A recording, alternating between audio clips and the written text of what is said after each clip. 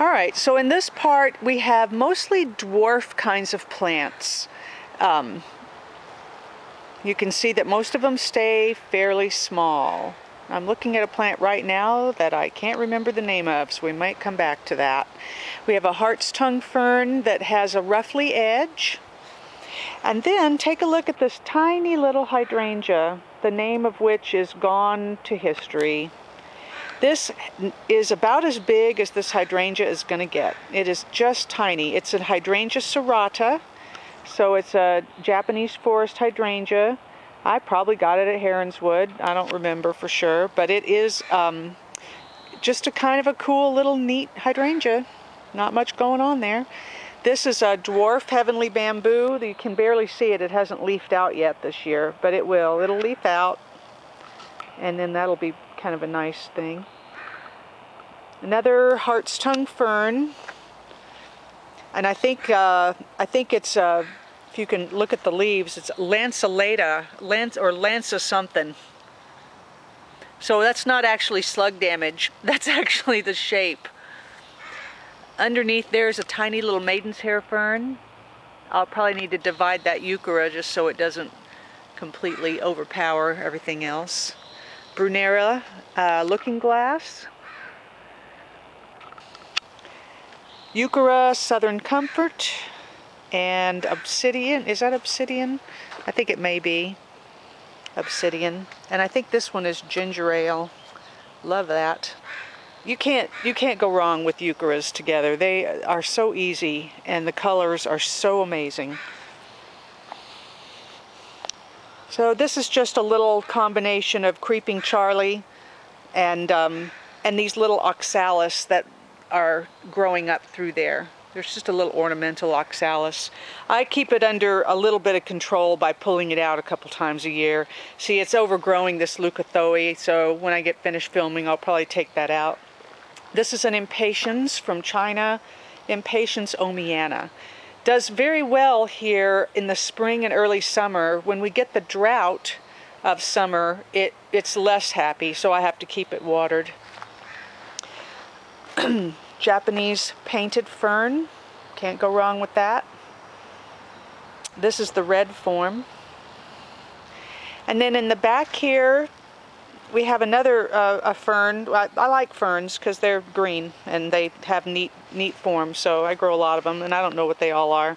But in the fern, you see the little variegated leaf. It's Caria japonica picta. So that's a nice little caria. And the white, I really like this little foresty plant. This is called Corydalis ochroluca. Related to the blue ones, but this one is white with a little bit of yellow. We have another small hydrangea, but not as small as the one that I just showed you. This plant, I'm looking forward to it getting bigger because it's going to brighten up this back area. It's Fatsia japonica spiderweb. So it's this white variegated form of Fatsia, and they do really well here and give almost a little bit of a tropical look to the area. However, it is a very slow grower, so I'm going to be waiting a while. Here we are with the slug damage on the Cardiocrinium giganteum. These hostas are called Komodo dragon. It's their second year. I can't wait till next year, and they're supposed to get 4 to 5 feet tall. We'll see. We shall see. Variegated boxwood.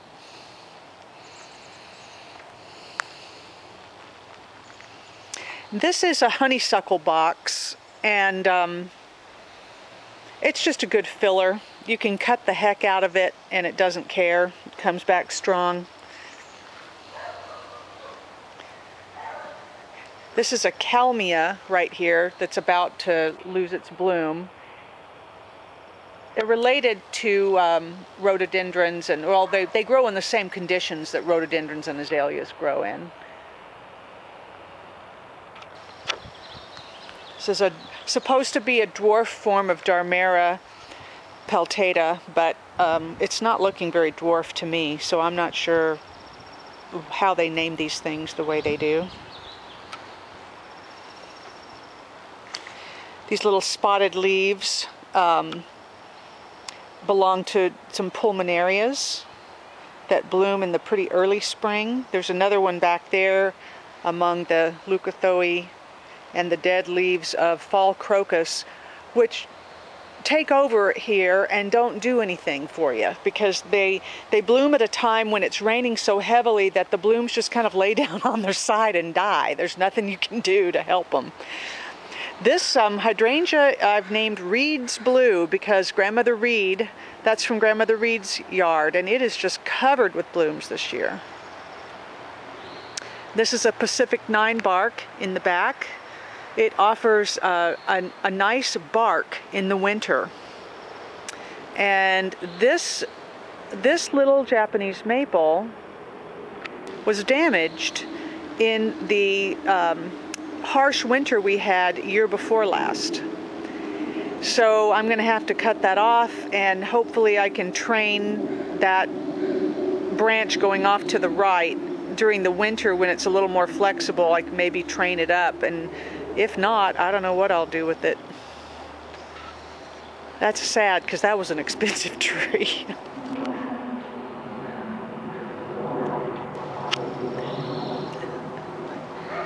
This is a very large hydrangea called Queen's Lace, and year before last, during the winter, we had a deep freeze in the teens for over 2 weeks in November.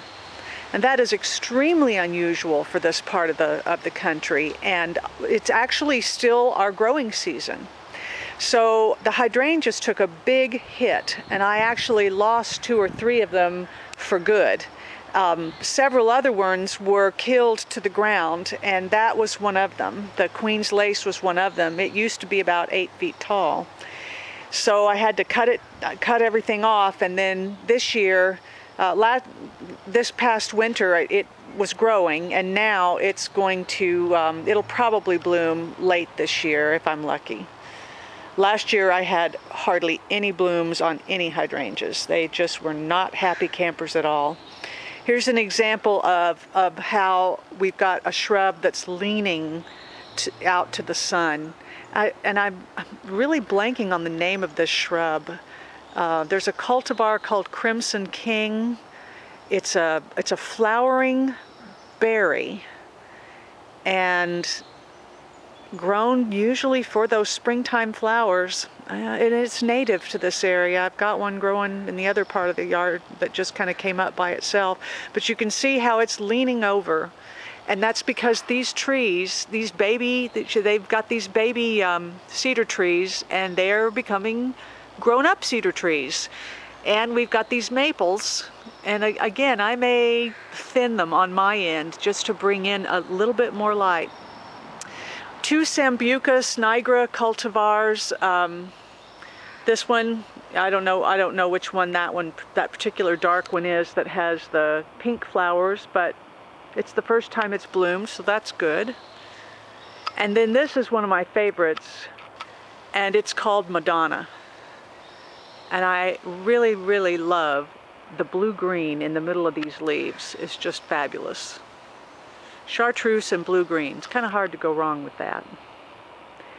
In the back, it's a tree. I'll remember later what that is. It's related to one of the ones over in the other garden. I'll remember later. Estrogen moments, they overtake me constantly. Hydrangea amethyst. This is a hydrangea aspera. And I need to prune that because if I prune it, it will have a better form. So I'll probably be pruning that up. There's another one here that's a smaller variety, and you can kind of see there's the flower on that. And we better be done back here.